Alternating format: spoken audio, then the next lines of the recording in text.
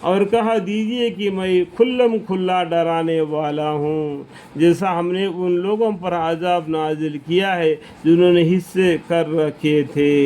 اور کہہ دیا کہ میں کھلم کھلا ڈرانے والا ہوں، جیسا ہم نے ان لوگوں پر عذاب نازل کیا ہے جنہوں نے حصے کر رکھے تھے۔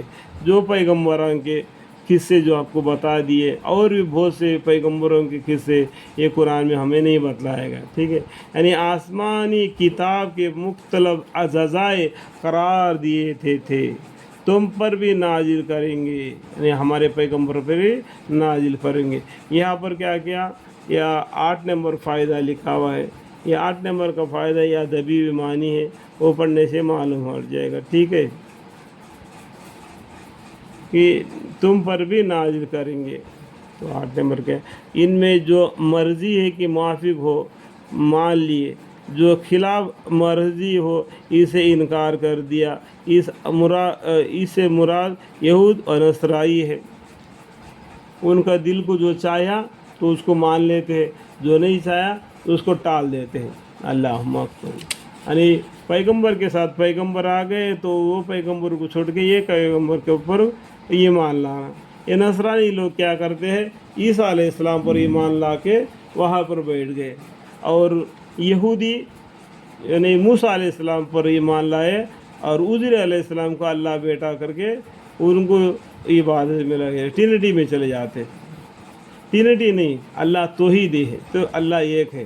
غرض آپ کو جس بات کا حکم کیا گیا ہے اس کو صاف صاف سنا دیجئے، جو وہی قرآن جو آپ کے پاس جبرائیل علیہ السلام کے ذریعے آتی ہے اس کو صاف صاف دنیا والوں کو پہنچا دیے، اور ان مشرکوں کی پرواہ نہ کیجیے۔ جو مشرک لوگ ہوتے ہیں نا، کبھی مسلمان کر کے جھوٹے دعوے کرتے ہیں اور کبھی کافروں میں شامل ہو جاتے ہیں، یعنی مشرکوں پر پرواہ نہ کیجیے۔ یہ لوگ جو ہنستے ہیں اور اللہ تعالیٰ کے ساتھ دوسرے معبود قرار دیتے ہیں، یعنی شریک کرتے ہیں، ان سے آپ کے لیے اللہ تعالیٰ کافی ہے۔ ہم کا مطلب کیا ہے، اللہ تعالیٰ۔ تو کس کے لیے، آپ کے لیے مطلب کیا ہے، اللہ تعالیٰ محمد صلی اللہ علیہ وسلم کے لیے اور محمد مصطفیٰ صلی اللہ علیہ وسلم کی امت کے لیے جو ایمان لائے، ان کے لیے اللہ کافی ہے۔ سمجھ میں آیا بات، ہم کافی ہے، کم تھا اللہ تعالیٰ۔ سو ان کو بھی معلوم ہو جاتا ہے، اور واقع ہم کو معلوم ہے، اللہ تعالیٰ کو معلوم ہے کہ یہ لوگ جو باتیں کرتے ہیں ان سے آپ تنگ دل ہوتے ہیں، اللہ کو معلوم ہے، اس لیے کہہ دیا کہ ہم کو معلوم ہے۔ اور ٹھیک ہے، واقع یہ بات اللہ تعالیٰ کو معلوم ہے کہ یہ لوگ جو باتیں کرتے ہیں ان سے آپ تنگ دل ہوتے ہیں۔ سو آپ اپنے پروردگار کی تسبیح تحمید کرتے رہیے، اللہ کی تسبیح کرتے رہیے، اللہ کی بڑائی بیان کرتے رہیے۔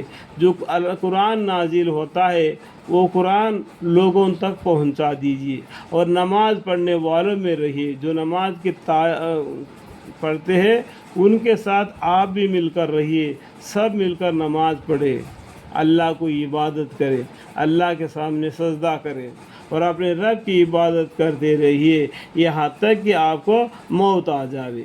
اللہم اغفر لی۔ اللہ تعالیٰ کہنے سننے سے ہمیں زیادہ نیک عمل کرنے کی توفیق عطا فرمائے۔